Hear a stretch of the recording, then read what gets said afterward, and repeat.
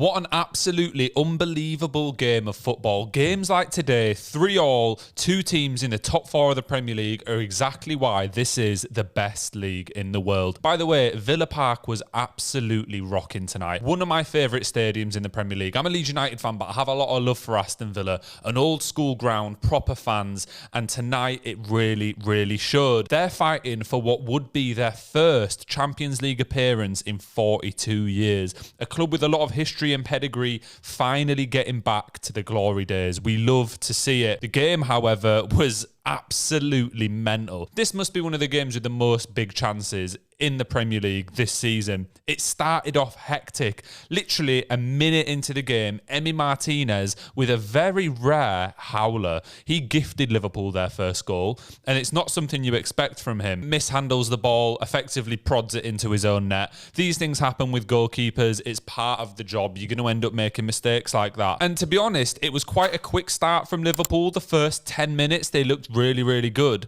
And then all of a sudden, Watkins bursting down the wing, absolutely bullies Konsa, puts it across to Tielemans. There's about 5 defenders in front of him. He hammers it home to make it 1-1. You already knew this was going to be an entertaining game, and it did not disappoint. From this point, I would say for a little section of the game, Liverpool were on the back foot. Villa scored. They were excited. They were pressing them a lot, and they were attacking a lot. And then all of a sudden, Liverpool bring it back to 2-1. A Gomez shot across the box. Martinez, I think, gets a slight hand to it, and then Cody Gakpo puts it away. But this felt like it went against the flow of the match. And following this, there was an amazing missed opportunity from Aston Villa. Leon Bailey puts it across inside the 6-yard box. Diego Carlos gets a touch on it, but that actually sets it away from Ollie Watkins, who was ready just to tap it in.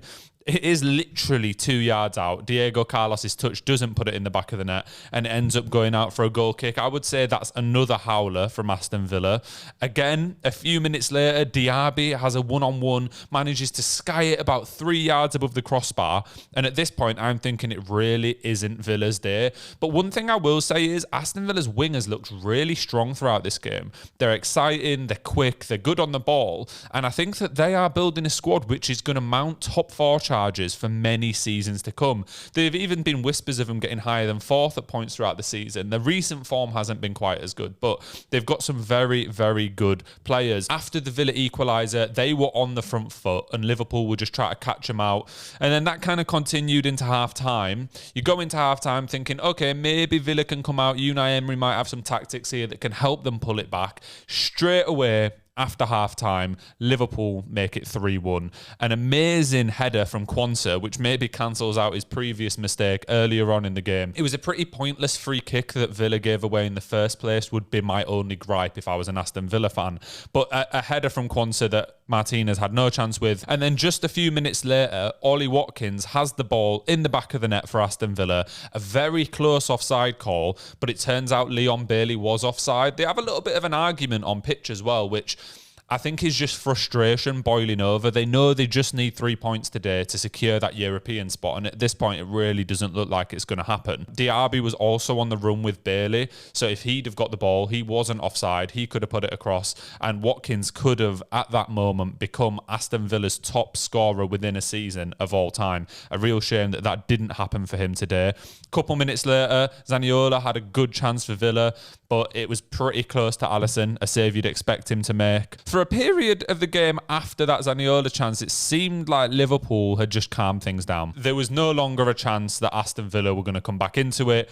Liverpool passing it around the back, creating a few half opportunities for themselves, and then a poor touch from McAllister on the edge of the box gives the ball to Duran, who fires it in. A fantastic finish. After many missed opportunities throughout the game, it's a substitute who comes on and absolutely cracks it into the bottom corner. I must admit, he looked very promising when he came on overall, and he ended up with the Sky Man of the match for apparent reasons. So he pulls it back to 3-2.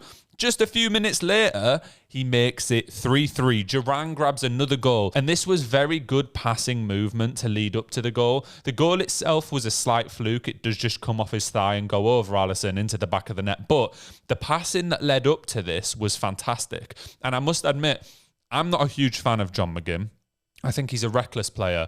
But for Aston Villa, He has done an incredible job. He has been there since he was in the squad that got promoted from the Championship, and he's never lost his place. He does lose his head a little bit and get a few red cards, but today he was fantastic. He bossed that midfield against a trio that included McAllister, who is potentially Liverpool's player of the season and one of the best midfielders in the Premier League currently. John McGinn, I think he is in the conversation now. I think people do think about him in that light, but he is a quality midfielder, and he's proven it season after season. And the fact that he's in a team that's mounting a top 4 challenge, it looks like they're going to get it now, is, if you'd have told me that a few years ago when they were in the Championship, I would have laughed at you. But well done to him, and well done to Villa for sticking with him and making him the player he is. A few minutes after making it 3-3, there was one more chance in the game. Diaby gets it one-on-one against Alisson. This time he doesn't sky it 3 yards over the crossbar, but Alisson makes one of the best saves of the season to keep it 3-3. In what is Alisson's 200th appearance in the Premier League. One of the best goalkeepers we've ever seen in the league, for sure, and he proved it with that save. Really, I'll be honest, I wanted Villa to grab that winner. The scenes at Villa Park would have been incredible. Honestly, it would have been a moment to behold, and I think moments like that are what football is made for. Overall, ends 3-3. A fantastic game of football. Exciting, chances for both teams, missed chances, some good goals, 6 goals. What? It's just great, isn't it? This is why we love football, it really is. Aston Villa now look pretty set for top 4. Tottenham can overtake them, but they'd have to beat Manchester City. Do we really think that's going to happen? And Sheffield United, we do really think that's going to happen. But I hope they manage to get top 4. They deserve it. The season they've had, they've dropped off a fair bit since Christmas, but that's bound to happen when you're already playing in a European competition. The squad probably isn't quite as full of star players as it should be. Chambers still coming on today. They tried getting rid of him not too long ago. Villa fans, let me know what you think of today, and let me know what you think about the season as a whole, because from an outsider looking in, when Leeds and Aston Villa got promoted at the same time, in that first season in the Prem, we were actually, I think we beat you both games. I know we won at Villa Park where Bamford had an absolute blinder. Don't worry, it's not a flex. Look at where we are right now. Now looking at where you are in comparison to where we are shows how effective owners who care about the club, good recruitment, and appointing the right manager can be. That Unai Emery appointment probably came at a similar time as our Jesse Marsch appointment did. And just look at the difference in the two clubs now. Anyway, I hope you enjoyed that game, and I hope you enjoyed the video. Please do remember to like and subscribe. I appreciate every single person who likes and subscribes. Leave a comment as well. I do read the comments and we'll be replying to comments. Let's try build a little community here. Thanks for watching. Have a good night. Peace.